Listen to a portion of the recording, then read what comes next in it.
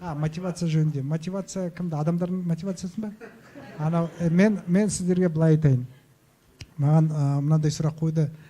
Қалай бәсекес болуға болады конкуренттерге бәсекестермен зарплатамен? Олар мысалы көбірек төлесе. Сендер зарплатаға тікелей қарамаңыздар.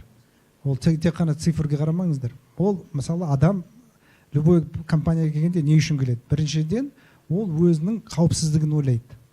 Қауіпсіздігін ойлағанда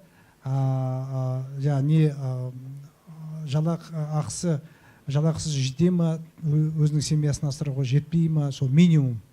Ол мен оны айтам, гигиеникалық минимум, гигиенический минимум. Ол бір. Екіншіден баратын жер қауіпсіз ба, жұмыс істейтін орын қауіпсіз емес пе, сондай.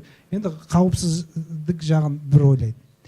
Екіншіден адам ойлайтын, окей, нормально қауіпсіз жұмыс орын, бірақ істейтін адамдарым қалай?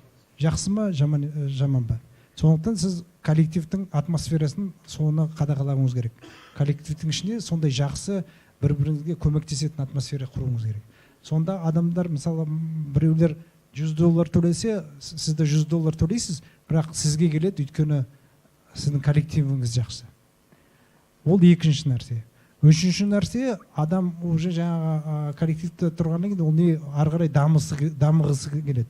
Бірден оқу керек, курсқа барғысы келеді, мен тракторист айтып кеттім ғой, выставкаға барғысы келеді, сол сияқты. Сондайды адамды дамытуыңыз керек. Егер сіз адамды сөйтіп дамытсаңыз, онда ол жалақыға азырақ қарайды. Сонда мысалы сіздің бәсекеңіз $100 төлесе, сіз $80 төлеп отырып, $40 неге дамытуға жұмсасаңыз, әр адам ішінен бәрібір калькуляция жасайды. Мен мысалы бұл фирмада жұмыстан тыс не алып жатырмын? Білім алып жатырмын ба, тәжірибе алып жатырмын ба, жоқ атақ алып жатырмын ба деп. Олардың бәрі, мен айтам, soft skills, жұмсақ адам соны бәрін есептейді. Ол тек қана жалақысын есептемейді, жаңағының бәрін есептейді. Ол жарайды, басқа фирмаға барсам, оның жалақысы көбірек. Бірақ мына фирманың атағы күштірек. Сосын мына фирманың мені дамытады, оқытады. Сосын бұл фирмада мен тәжірибе көбірек алып аламын. Неге адам олай ойлайды? Өйткені ойлайды, ертең фирманың бір проблемасы болып қалса, мен мысалы не шығып қалсам, мен нарықта басқа жұмыс орын таба аламын ба, таба алмаймын ба? Сондықтан адам өзінің ішкі капитализациясын есептейді. Кәдімгі акция сияқты ғой. Сонда ойлайды, мына неге барлық көп адамдар неге барғысы келеді анау Big Four, жаңа аудиторский компанияларға? Өйткені біледі, ол жерден шыққаннан кейін любой фирмаға жұмысқа орналастырады. Өйткені компаниялар атақты, тәжірибесі көп тәжірибе алады, көп оқиды ол жерде, көп білім алады. Сондықтан көп адамдар ол жаққа барғанда тек жалақы үшін бармайды, ол сондай жаңа не үшін барады? Қосымша. Соның бәрін бірге есептегенде сол мотивация болады. Мотивация ол тек қана ақша, сделанный, не сделанный оплата емес. Ол мотивация деген ол минимальный жаңағы қауіпсіздік деңгейдегі жалақы, оның үстіне жаңағы неге байланған, оның көрсеткіштеріне байланған жалақы, сосын адамның дамытуы, сосын адамның айналасы, коллективі, сондай нәрсе. Оның бәрін қосқанда, соның бәрі мотивация береді.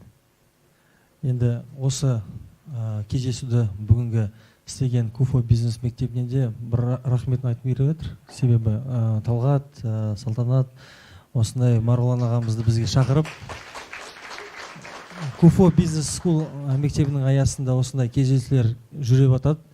Сондықтан сіздерді осылай келгеніңізге де рахмет айтамын.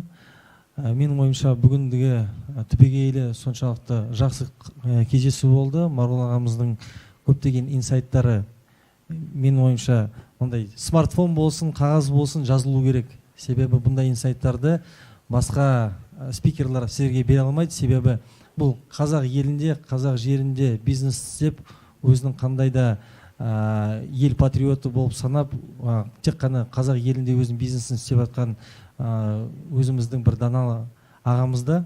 Сол себептен бұндай инсайттарды Тони Роббинсте болсын, Киясакида болсын, олардан алмайсыз. Фундаментальный знание еді ғой. фундаментальные знания, которые у нас есть, приобретенные, да, вот, которые дают все, да, они, в принципе, одинаковые знания, но их дают просто в разных обложках и в разных трактовках, да, это вот надо понимать. А те знания, которые дает Маргулан Кариевич, да, это те знания, которые приходят с опытом, с огромным большим опытом, сквозь тернии и реально к звездам.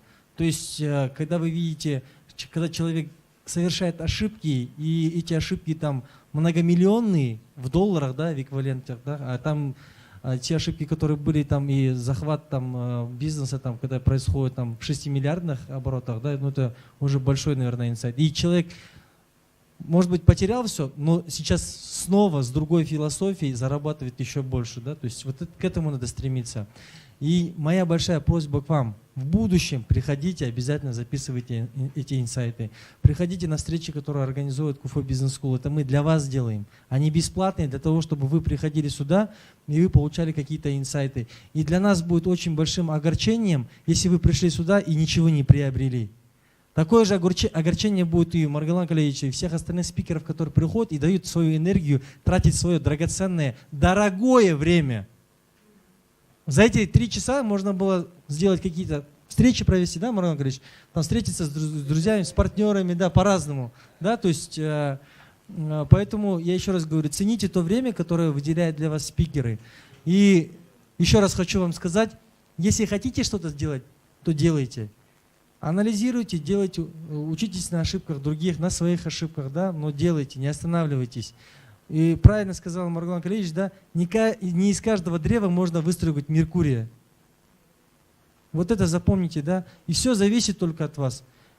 Хотите, чтобы у вас были деньги, хотите, чтобы у вас была хорошая, комфортная квартира, рядом любимый человек, счастливые дети и какая-то уверенность в будущем, да, тогда поднимите задницу и давайте рвать.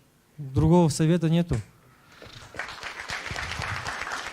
Я думаю, что на этом мы закончим нашу встречу, потому что Маргулан Кариевич тоже, у него время не резиновое, поэтому ждем вас в будущем на новых встречах. И ну, сейчас будет фотосет, если вы, конечно, поймаете Маргулан Кариевич. Спасибо большое всем. Рахмет.